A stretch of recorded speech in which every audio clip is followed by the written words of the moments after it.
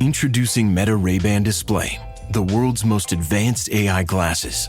With a full color display built into the lens of the glasses, it's there when you need it and gone when you don't. Send and receive messages, translate or caption live conversations, collaborate with Meta AI, and more. Be one of the first to try Meta Ray-Ban Display. Visit meta.com/Meta Ray-Ban Display to book a demo and find your pair.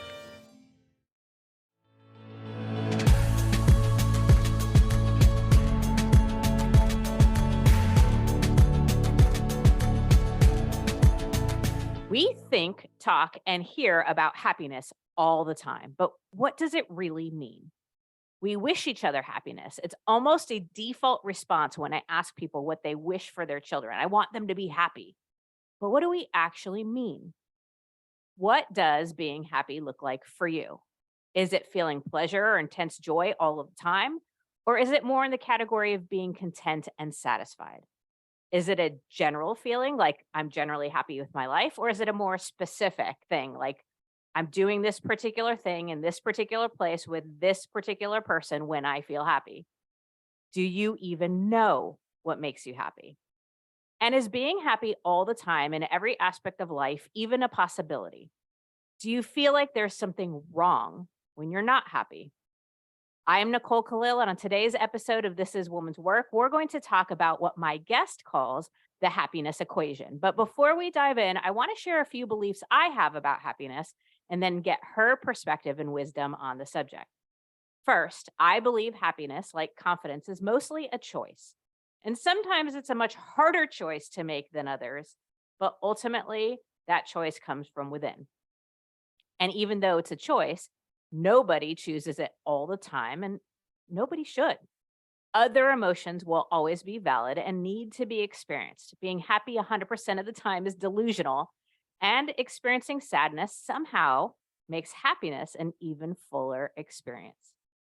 We should be wishing each other happiness. It's a wonderful thing to do, but let's also wish each other courage, confidence, and a good sense of humor for those other times. And finally, far too many of us are spending far too much time with people or in environments that make us miserable and wondering why happiness feels so elusive. Why do we do that as women? Is it because we've been taught that we're here in service of others? Do we feel unworthy of happiness? Have we been told that we don't deserve happiness? Or even worse, do we believe it?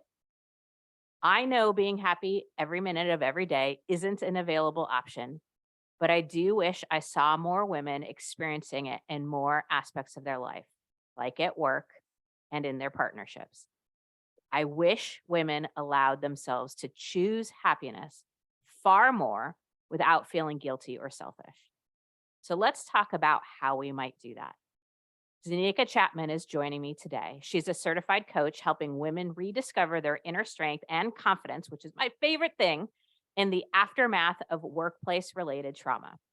Her own journey into this began after being left emotionally broken by a pair of workplace bullies at the height of her marketing career.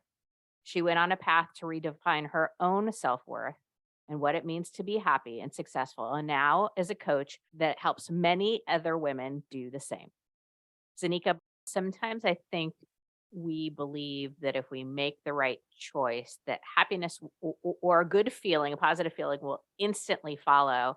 My experience is sometimes there's a dip before the rise, like the fear and the doubt might be at its highest, or it feels like I think of leaving, for example, a bad relationship. Sometimes it hurts really bad. So all of that to say, is it your experience, or is it normal that sometimes you feel a rush of the not so good feelings before you can rebuild the good ones?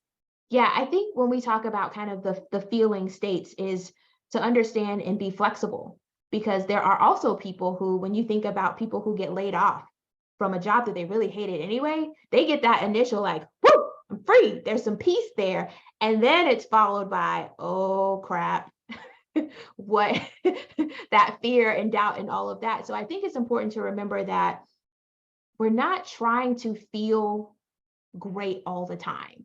I do not think that that's achievable. I think part of being human is to acknowledge all of the emotions that we're feeling and monitor them on a regular basis, question where are these things coming from, because we oftentimes look at that person the people who say, you know what, Nicole, I got laid off and it was the best thing that happened to me. A lot of people will be like, what? You're not scared, you're not nervous, you're not this, you're not that. And they're like, no, I'm at a state of peace with this decision. And so it's just acknowledging where you are in the moment and speaking to those emotions and questioning those emotions and having flexibility and balance and just being a human being.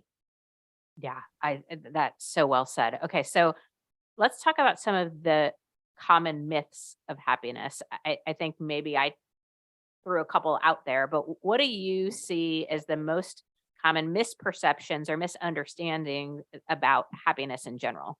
Yeah. So I think probably the biggest one that we focus on the most is that we can find happiness in changing our circumstances. That's usually what we're trying to do. Get the better job, I'll be happy. Get the better car, I'll be happy. Get the new partner or a partner, I'll be happy. And really, a lot of what the research actually says is that really only accounts for just like a small percentage of our overall happiness. When we think about things that make us happy or being in a state of happiness, that change in circumstances is really only accounting for about a small percentage. But for most of us, that's where we focus all of our efforts of trying to change those circumstances. It reminds me, my husband, it had somebody who he interacted with who changed jobs several times over the course of a couple years. And he sort of made the comment like, at some point in time, you have to acknowledge if you've changed 7 jobs and you're not happy, it's like, well, every time you change jobs, you're still going to be there. That's You're the right. common denominator across all of these things. So I agree with you that in some situations that might be, but for the most part, that it is, we're looking outside of us. We're looking Mhm. externally to something or someone to bring us happiness as Yeah. opposed to that it's an inside job. It is an inside job. Another myth is really happiness that drives success and not the other way around. A lot of what I'm talking about, I want to give credit where credit is due. There's an incredible researcher, Dr. Sanja Lubomirsky. She literally wrote the book on happiness, but she's an incredible researcher. What Dr. Sanja says in her work is that there are 3 kind of set points or 3 tenets of happiness. One of them is circumstances that we've already talked about. The other is your happiness set point. And then the last one, which we oftentimes forget about, is intentional action. And so when you look at the happiness equation, how she breaks it down is that, the circumstances account for about 10%. 50% is just your happiness set point, just generally the kind of girl you are. And that extra 40%, Nicole, is your intentional activity. That's the part that people are like, nope, don't want to touch that. So again, this is aligning so much with what I know to be true about confidence. Action builds confidence. You can't Yes. think or hope or fingers and toes cross your way into it. You got to kind of put one foot in front of the other, right? Can you give maybe some examples of intentional action that might build happiness? Yeah. So intentional action, you want to think about things like, what are you thinking?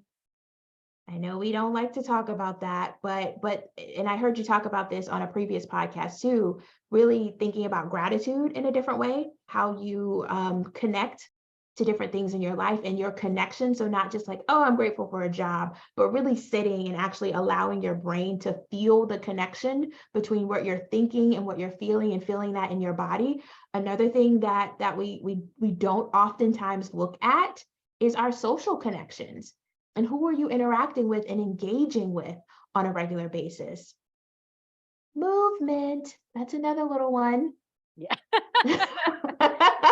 I'll be honest, it's my least favorite one. I am like a diehard introvert couch potato. And yeah, but even I have fully embraced and accepted that every person in the health and wellness space believes that movement matters. And it is amazing how just going for a walk or being outside or fresh air or doing something, it impacts your mood. Man, listen, I get it. That movement one is hard for me. But you notice I'm very intentional about saying movement. I personally have I've stopped telling people I work out because working out is just my brain is like, no, girl, unless we working out, lifting that remote, watching another Netflix series, I'm not here for it. So I'm very intentional about saying, you know what, just move in a way that feels good to you. It doesn't have to be some hardcore, die hard workout. Sometimes for me, like this morning, I found a little reggaeton dance party on YouTube, and that was my movement for the day. That has been a big shift for me. I got the Aura Ring. I don't know if any of Yeah. our listeners, but what it does is it tracks your activity at a certain number. But what was really interesting to me is, I had that working out thing. I thought I had to work out, but I noticed just walking or moving and so it's been a really interesting reframe and very freeing. Okay, what else? Any other actions that you Yeah, think? well, you talked about it with that aura ring. So, achievement. So, what that does is when that ring tells you, hey, you did a good thing, you moved your body today, that achievement is also adding a personal boost in happiness for you as well. Yeah, it's like pride in self. Yep. Right. Okay. I guess let me ask a little bit about happiness in the workplace. I find a lot of women fall into, well, a lot of different categories, but two predominant ones I see are either my job is my job. It's what I do in order, to have happiness in the rest of my life. It's sort of like it is what it is type thing, but there's no happiness being experienced at work. Yeah. Or it's I feel mostly miserable all the time and I mostly hate what I do and hate who I'm doing it with, but it's a job and I have to do it type thing. How might we create happiness, build happiness, experience happiness in the workplace?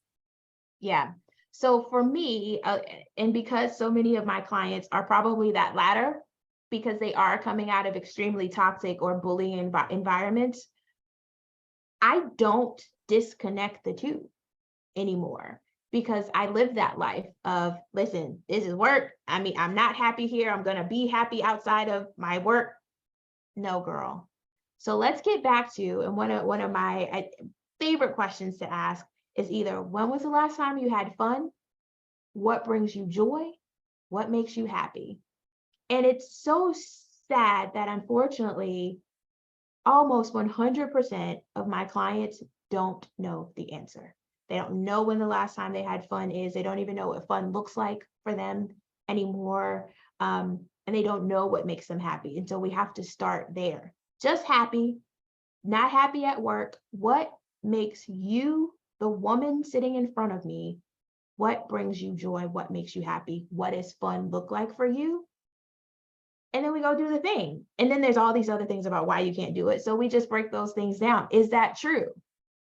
Right? Like I had a client one time who was, Nicole, she had a whole laundry list of why she couldn't get a pedicure. That was going to be the most pleasurable thing that she did that week. She really wanted it. And there were all these things. And it was like, okay, well, let's get real about it. How long does it take? Max, if you're getting the super duper one, 60 minutes. You telling me you can't find 60 minutes? Yeah, it's interesting how often we argue for our no's or our limitations or the reasons we can't. And it's like, I mean, the amount of time you just spent telling me why you can't get a pedicure, you could have gotten a pedicure, right? It's so funny. Right. And so we come back to a place of, okay, put those things back on the table and let's really start to put everything. Don't be like me and put work way up here on the pedestal. Let's put it all on the same playing field, right?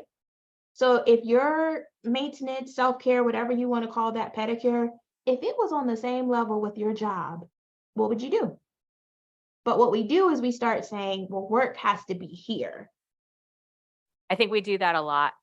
for anybody listening in that are moms, as moms too, we prioritize Absolutely. our children and what we need to do as parents at a much higher level than everything else. And I sometimes wonder if, in fact, what we mostly want is our children to be happy, shouldn't we allow them to observe and experience us being happy? Because the reality is, if we're constantly sacrificing, constantly unhappy, constantly miserable, that's what they're going to observe and experience Absolutely. at the highest level. And unconsciously, that's what they're going to end up emulating down the road themselves. Well, and I find, and I don't have children, but I just find as I have become an adult that a lot of what I saw through my childlike eyes, and I thought that mom was happy and mom was this superwoman and mom was doing all this stuff. Zenica, as the adult, is like, no, mama did not want to be doing all of this. And so if we're not careful, what we're going to do for, and I specifically for young girls, is we're just going to perpetuate the cycle for them. And they're going to think, wow, these are all the things that I have to do. Because look at mom, she looks fine doing it. She looks like she's having a great time. And not showing them that, you know what, mommy's going to go get a pedicure and you're going to go do whatever you're going to do. And it's going to be great. We all get what we want. Yeah. Okay. I know now we both agree that happiness is not an available option all the time. Like nobody Right. walks around happy in every minute. What do you think is an achievable goal? Like, I'm sure there isn't like it's 80-20 or 82. It's like, but what are we looking for? Mostly happy? What do you think is an achievable goal or desire? So I am going to reference a movie. I don't know if anybody has ever seen the Sex and the City movie. But if you I have, have. okay, so you will know this part, but it's the part in the first movie, not the second one, because I have issues with the second movie, but the first movie where they're sitting on the couch and Samantha is telling the ladies that she's not happy in her relationship.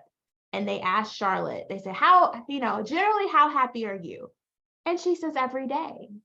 Not all day, every day, but every day. So that is what I aim for. Not all day, every day, but find a little piece of it every day that you can say, gosh, I felt happy in that moment. That seems more within our control too, Yeah. because if we do in fact believe that happiness is a choice, every day finding it's the one smallest thing where we can make that choice, that feels exciting and somewhat approachable. Yeah. Okay. I am going to close out by letting people know where to find you. So go to LinkedIn and find Zenica Chatman. I will put all of her other places in show notes. But if you're looking for a little boost of happiness or maybe the one thing that might bring you a little joy in a day, find Zenica out there. Thank you so much for talking about happiness and just the things that we can do, the steps that we can take, and those daily moments that we can be looking for it. I'm so appreciative of you and our time. Thank you so much for having me. This has been so great.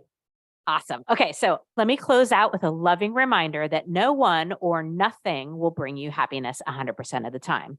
Not even your children, who I know you love the shit out of. I've been using the mostly rarely rule. Does something mostly make you happy? Do you mostly feel content in that relationship or mostly feel satisfied at work? Or do you rarely feel that way? Do you rarely feel like shit but have occasional moments of joy? Are you trading hours of misery for a second of pleasure? Or are you stuck, keeping your fingers and toes crossed that one day that person or that job or that thing out there will bring you happiness? Of course, we all go through seasons, but mostly happy is an available option. What does it mean to be happy for you? Are you choosing it every day? Not all day, every day, but every day, because that is my wish for you and a great definition of woman's work.